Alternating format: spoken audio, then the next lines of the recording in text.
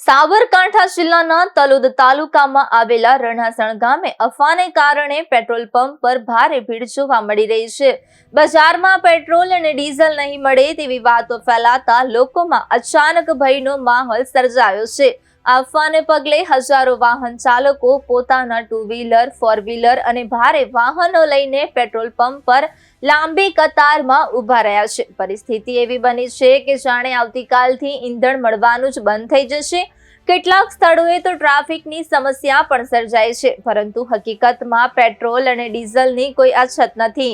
ઈંધણનું supply અને વેચાણ નિયમિત રીતે ચાલુ છે। સત્તાવાળાઓએ સ્પષ્ટ કર્યું છે કે બજારમાં પૂરતું ઈંધણ ઉપલબ્ધ છે અને ગભરાવાની કોઈ જરૂર નથી। સ્થાનિક પ્રશાસન અને પેટ્રોલ પંપ સંચાલકોએ લોકોને અપીલ કરી છે કે તેઓ અફવાઓ પર વિશ્વાસ ન કરે અને શાંતિ જાળવે। અનાવશ્યક રીતે ભીડ એકત્રિત ન કરવા પણ સૂચના આપવામાં આવી છે।